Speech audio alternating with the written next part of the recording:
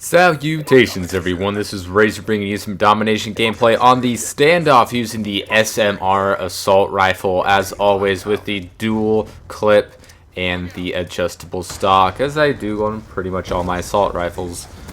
And the SMR is a fun gun to use. Like I've said before, I didn't really like it on the first impressions of the weapon, the first couple weeks of Black Ops 2. But since then it grew on me. The more I used it, the more I liked it. Obviously it can't compete with the FAL. In most regards it does have a better hip fire and slightly better hit multipliers for the upper body and head. It'll get 2-shot kills more frequently, but it also has the smaller magazine and slower fire rate. A tiny bit more recoil. As you can see, you have no problem dispensing justice over here at the C flag. Just fucking people up. Already halfway to my VSAT run, the VSAT Lodestar, and the puppy dogs. It's going to be interesting with the new COD to see with the next score streaks how they're going to handle. Unfortunately, there's the support streak, but I'll gripe about that in another video coming up. But what I want to talk about is the semi-automatic weapons, because they've been in the game for quite some time. Let's start with COD 4, the G3 and the M14. The G3 was pretty fun to use. Obviously, the semi-autos were plagued in the early games, COD 4 and World at War, because you had to have stopping power to make them useful. And they had most of them had really small clips, 20 rounds or so. So, you would reload a lot and you couldn't have sleight of hand if you had stopping power. But with the more recent CODs, that is less of an issue. Go on a merciless streak right here. Got my Lodestar to wish upon. And, okay, let's start with COD 4. The G3, fun to use. I like using the suppressor on that thing. M14 has, slightly better damage, but it has a smaller magazine. And like I've said, with the whole stopping power and sleight of hand issue, that wasn't a very viable gun too often. Here, I just got my knife, and that's fucking okay. Grab the gun and die.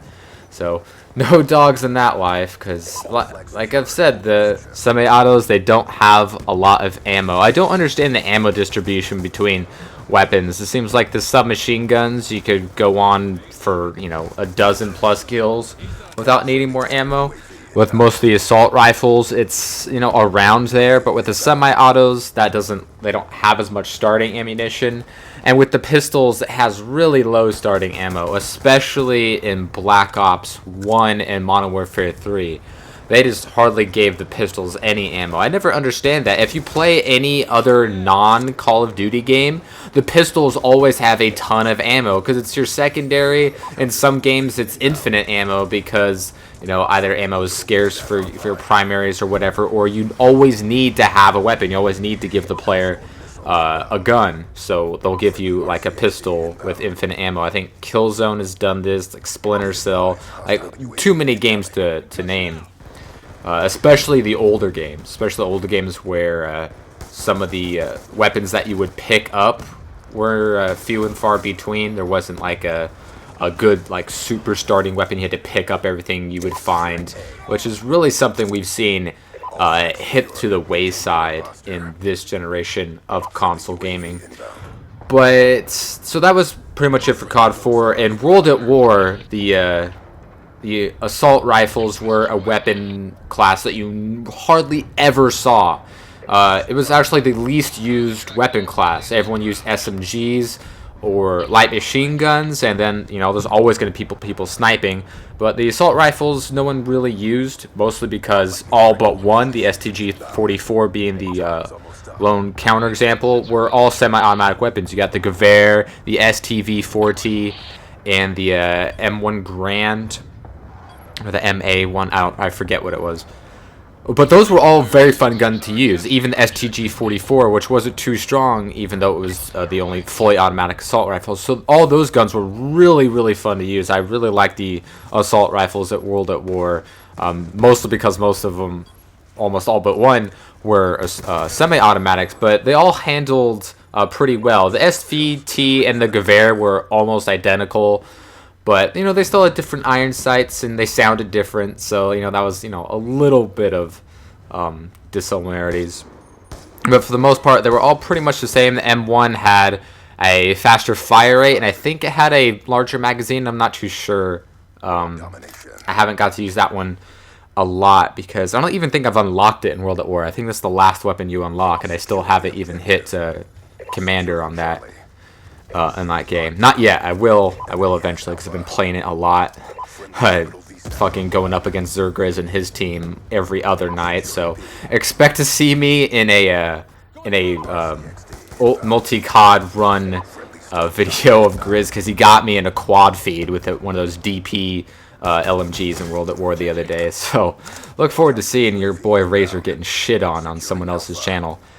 And then Modern Warfare 2, the semi-autos was just the FAL. Yeah, just the FAL. They only had one semi-automatic weapon in that game, and the iron sights were kind of shit. The holographic, as you guys remember from that game, gave it what was it, less recoil, I think, or a higher multiplier. I forget what it was, but you obviously want to use the holographic. Call my puppies here because I'm just doing so damn well. So that was kind of fun. Everyone modded it really. But there was, I think, is that the only COD where there's only been one semi-automatic assault rifle?